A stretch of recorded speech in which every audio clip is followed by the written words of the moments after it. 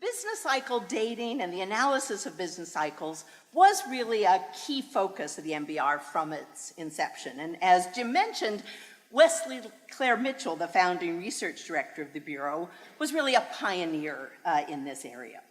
Now, before I get into substance, I do want to mention that David and I are both members of the NBER Business Cycle Dating Committee, and very importantly, we do not speak for the committee. So what you're going to hear today are some of our own musings, thoughts about this issue, but certainly they are not official NBER positions. Okay, so what am I talking about? Well, if you go to the NBER website, you will see the quintessential NBER business cycle dates, those ubiquitous lists of peaks and troughs of economic activity. And they show when economic activity hit a high and entered a falling state, and then reached a low and started rising. And interestingly, the NBER has somehow managed to be the quasi-official arbiter of recessions, really for when they started and stopped for most of the previous century, and that role continues still today. Now, in terms of what we're going to do, we're going to both, in our paper, we both look backward and forward. So in terms of retrospect, I'm going to tell you a little bit about the history of the NBER business cycle dating process, and give you a sense of why we think that this was actually a really important development and actually still is. And then in terms of looking forward, we're going to suggest that revision is very much in the spirit of the NBER. Early NBER researchers talked about being willing to revise the NBER business cycle dates. And the whole idea of the Bureau as a data and evidence-driven organization, I think, sort of suggests that if evidence suggests they should be revised, we should certainly do it. We're going to suggest that, in particular, maybe for a modern economy moving more towards a definition of a recession in terms of the output gap or SLAP would be a sensible idea.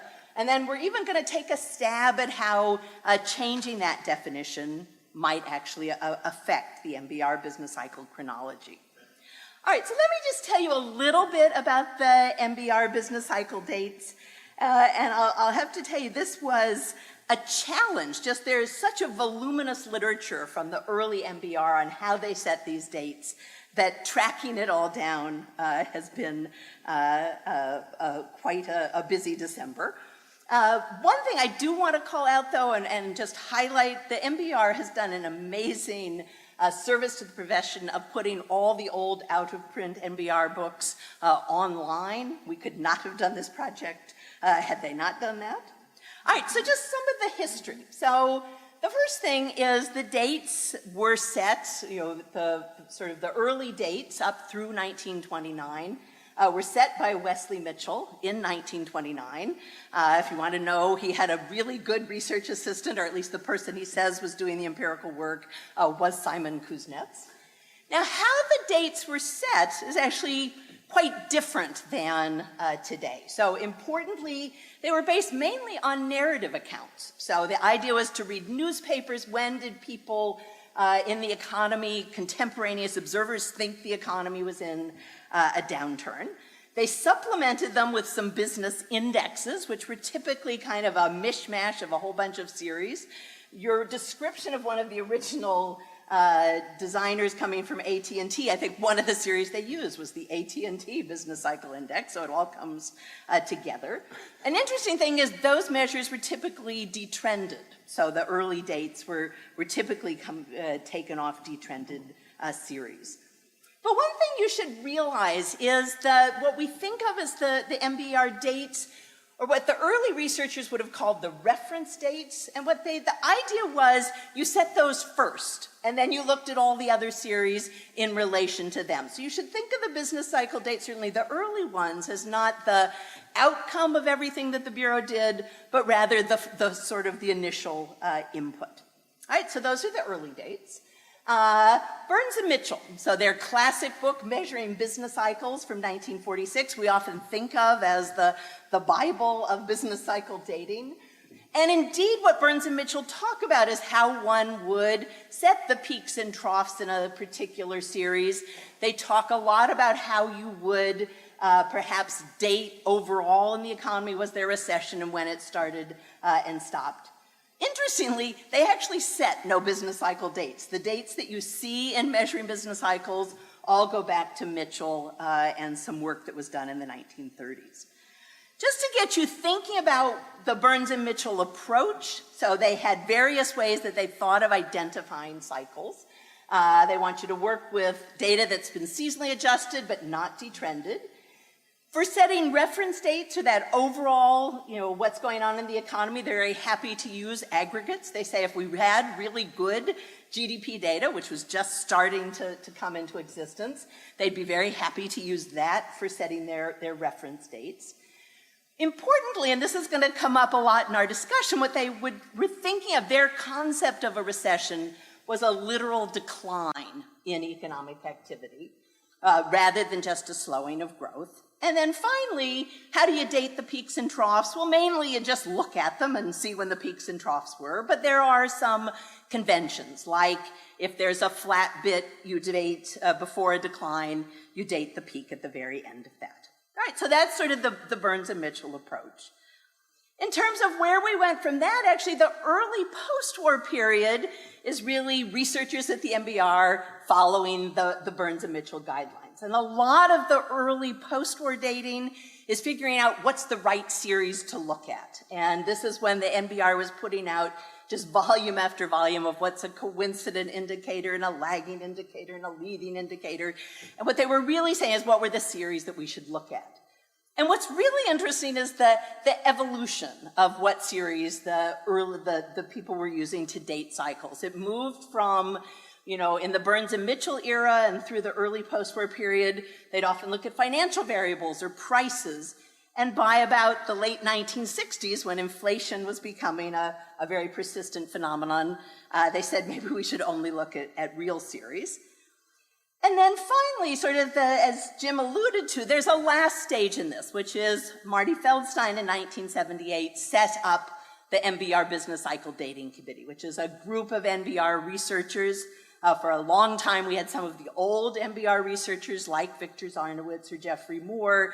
The committee has been chaired by Bob Hall since 1978. And today, the main series that it looks at, and you can find this is no inside information, it's real personal income, real wholesale and retail trade, employment, industrial production, and real GDP.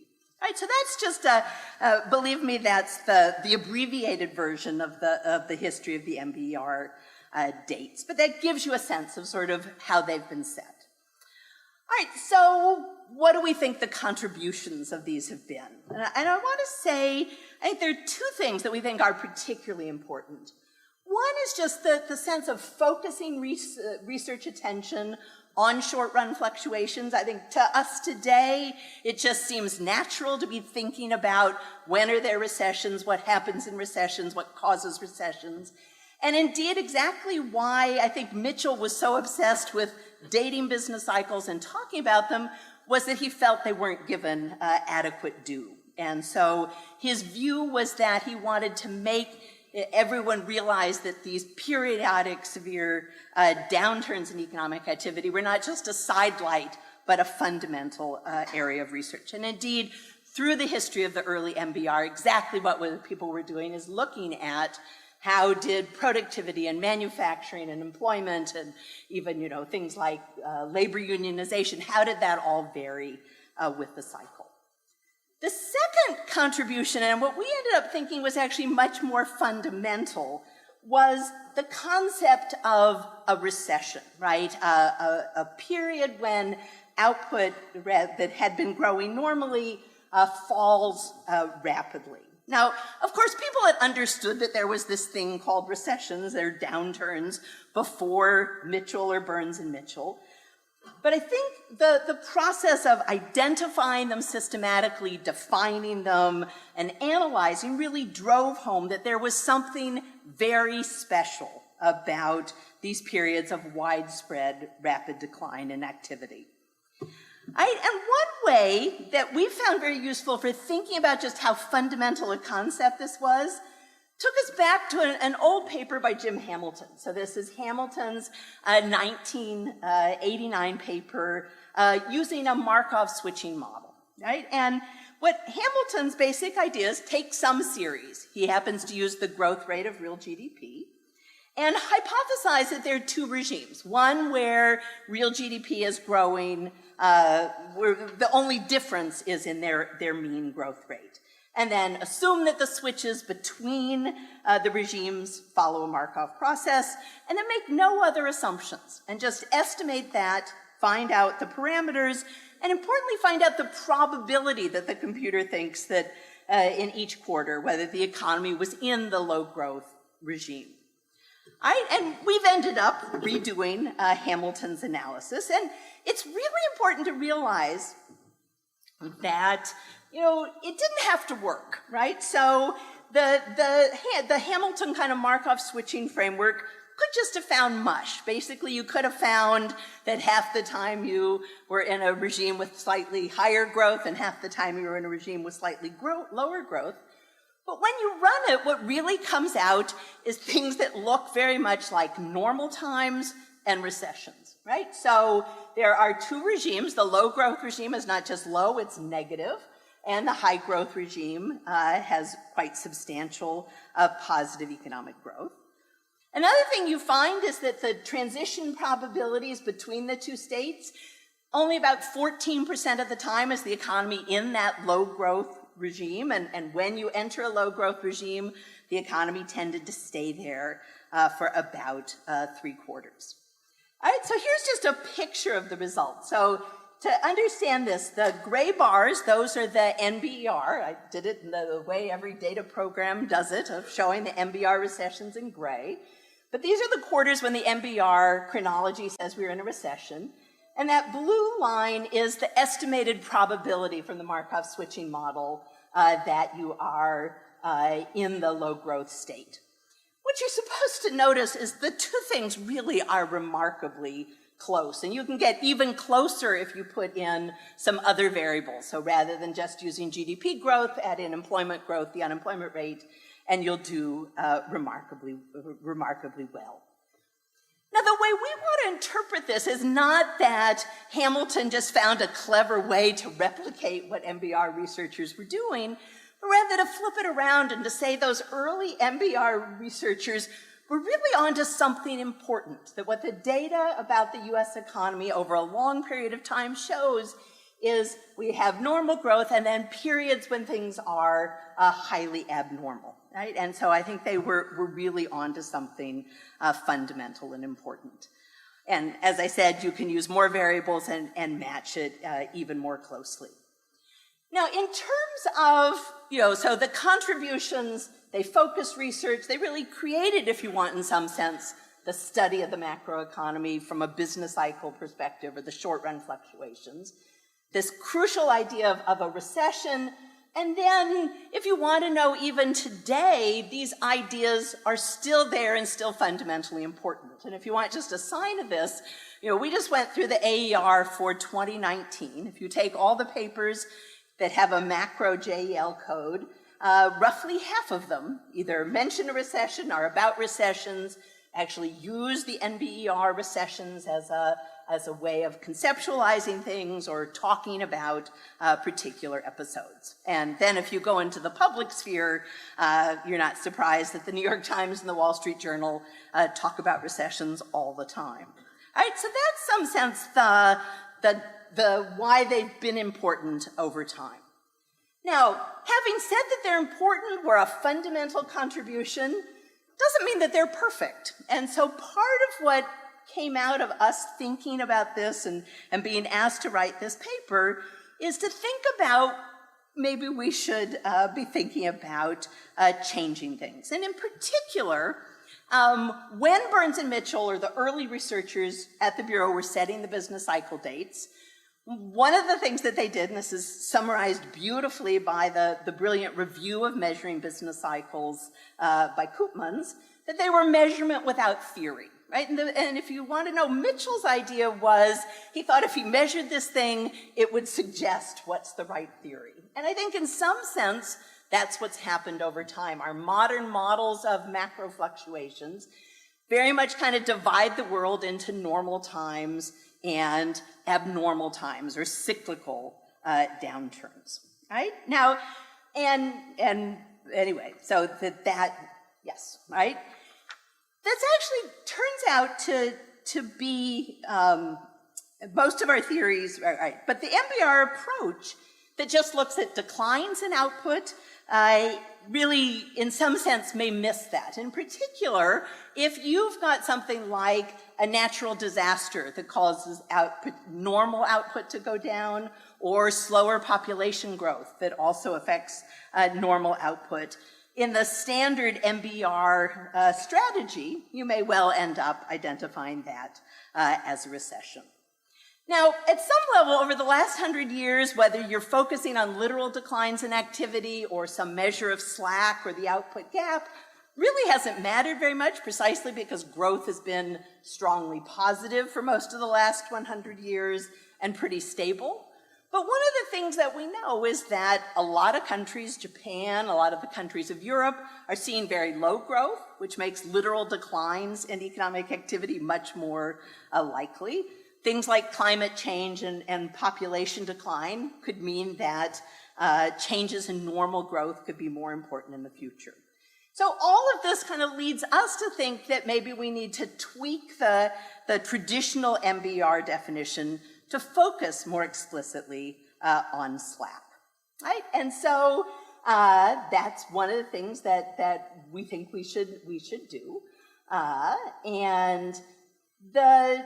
And then this idea of revising the dates, we have some thoughts. I mentioned we think that the NBER, early NBER researchers would be very sympathetic to this. We do want to say that, as I described it, those dates before 1929 are really very different from the more modern dates.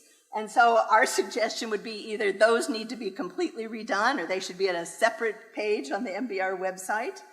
But then for the rest of the NBER dates, we think there'd be a real gain to rethinking them, ideally, in our mind, focusing more on the output gap, and also being more open to using quantitative metrics like the Markov switching kind of framework. Now, it will never replace judgment, but I think we can be perhaps slightly less judgmental.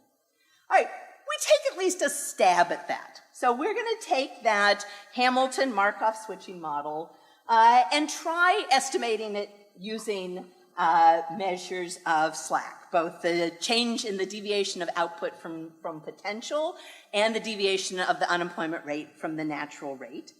Both those series are going to come from CBO. And here's what comes out of it. So again, the gray bars are the conventional NBER recessions. What you're going to notice is that for the period that we've had in the past, moving to a measure of slack doesn't fundamentally change the chronology. There are no recessions that disappear, no new ones that were added. It does change dates. So for example, I'll just highlight one of them. Currently, the NBER dates the peak of the Great Recession at the end of 2007. The Markov switching model much prefers sometime in the middle of 2008. And we think some other measures certainly would argue it to pushing it somewhat forward. So thinking about revising along the slacks wouldn't be a fundamental change, but would certainly move some dates around. We even do a little bit of thinking about the interwar period. We'd love to keep the Great Depression in the sort of modern NBER chronology. We ran a Markov switching model. David told me, oh, for heaven's sakes, no model could possibly fit the Great Depression and World War II. Like the Bureau comes out smelling like a rose. Those dates really jump out at you. But I'm gonna, because of time, let me just skip that. Let me just tell you where I think we end up. When we started this project, I will confess to being a little skeptical. I think I would have put myself in the camp of thinking that the NBER business cycle dates were interesting from a history of economic thought perspective, but maybe not particularly important today. But writing this paper has actually made me much more positive. I think that modern empirical macro research focuses almost entirely on time series analysis, but I think those early NBR researchers were really onto something, the idea that recessions were very special events. But I think with this more positive view comes a desire to make the dates even better, and especially more appropriate for a modern economy. So I think moving the definition of a recession to be more based on slack or the output gap, and just more generally revising and rethinking the dates would make them more useful for the NBR's next 100 years. Thanks.